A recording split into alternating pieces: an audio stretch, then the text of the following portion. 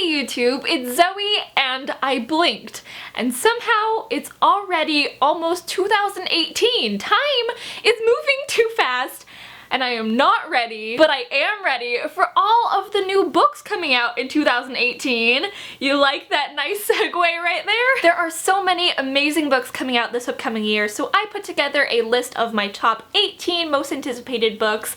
These are only young adult books because if I included any other genres like graphic novels or adult books, this would be a much longer list and I thought 18 books was already long enough. So without any further ado, let's get started. This list is in chronological order, so the first book I'm excited for is The Cruel Prince by Holly Black, which comes out on January 2nd, just a couple of days from now. This is the first book in a new series, and as it's by Holly Black, you can probably guess that it's about fairies, which I am a big fan of. The main character, Jude's parents, were murdered when she was young, so her and her two sisters were taken to live in the High Court of Fairy. When she grows up, she wants nothing more than to be accepted by the Fae, but unfortunately, they hate humans. A civil war breaks out after she defies the High King in an effort to be accepted, and she has to face the consequences. I have heard that this is Holly Black's best book to date, and it seems like a wonderful combination of fantasy and political intrigue. Number 2 on my list is Love, Hate, and Other Filters by Samira Ahmed, which comes out on January 16th. This is an Own Voices contemporary novel which follows an Indian-American Muslim teen, Maya, who is about to graduate high school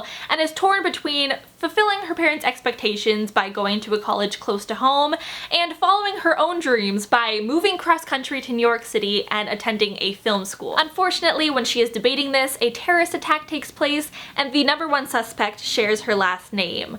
So after this, she is encountering intense Islamophobia and she's trying to figure out where she belongs. You're going to hear me say this 1,000 times in this video, but I cannot wait to read this. It covers a very important topic in this day and age. I actually already own an advanced copy. It's over there on my shelf, but I have been holding off reading it until it's closer to the release date so that I can talk about it with you guys. Number 3 is Let's Talk About Love by Clare, which comes out on January 23rd. This follows Alice, a biromantic asexual teen.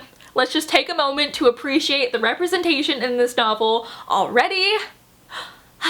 Okay. So Alice's girlfriend just broke up with her after she came out as asexual, which makes her afraid to let other romantic interests know about her identity in the future. She works at the library over the summer and starts to fall for a fellow employee.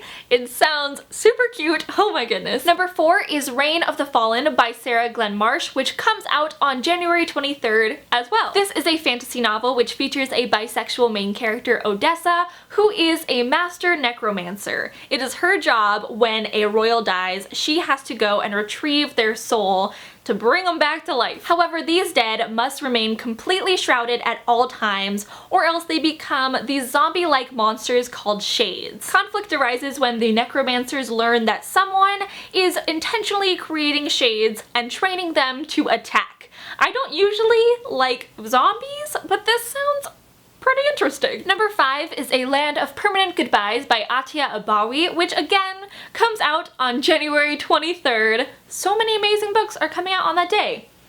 Fun! This novel is narrated by Destiny, and no, not a person named Destiny, but actually Destiny. This tells the story of a refugee family who is escaping war-torn Syria, who see their past destroyed and are left with an uncertain future as they travel to Greece. This gives me the Book Thief vibes because the Book Thief was narrated by Death, like this is narrated by Destiny.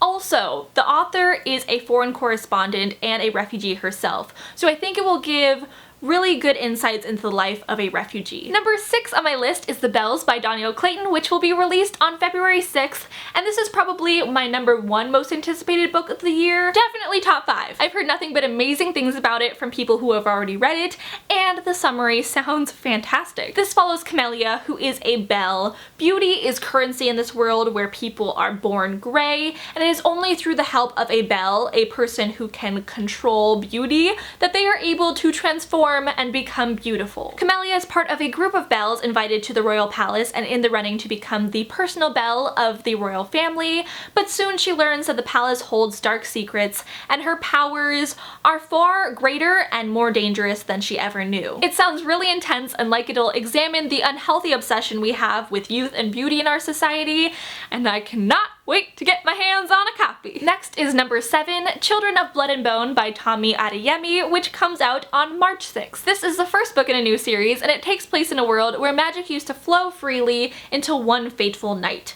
The ruthless king starts to track and kill magi, including the main character Zealey's mother. Zealey attempts to bring back magic and stick it to the monarchy with the help of a rogue princess.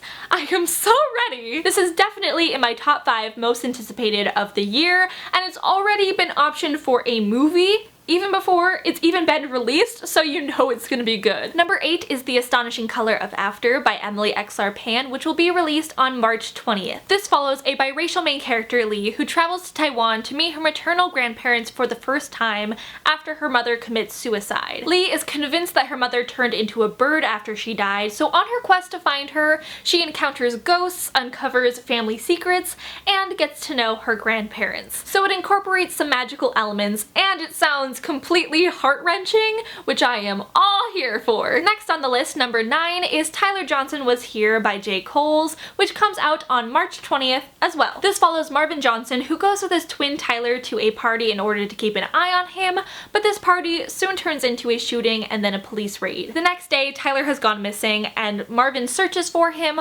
only to learn that he was shot and killed by a police officer. This is supposed to cover grief and police brutality, and if it's anything like The Hate U Give by Angie Thomas, which I just read, I am sure I will enjoy it. Also, can we just talk about this cover? It is so beautiful, I am dying. Number 10 is actually a middle grade, the only middle grade I have on this list, and it is Arusha and the End of Time by Roshni Chokshi, which comes out on March 27th. This is the first book in a new series published by Rick Riordan's new imprint, so it will probably have some Percy Jackson vibes, but it will focus on Hindu mythology instead of Greek and Roman. This follows 12-year-old Arusha, who tends to lie in an effort to fit in. One day, 3 classmates try to catch her in a lie by daring her to light the curse lamp of Bharata at the museum where her mom works. This obviously has some consequences, namely that she unleashes a demon and freezes her classmates and her mom in time.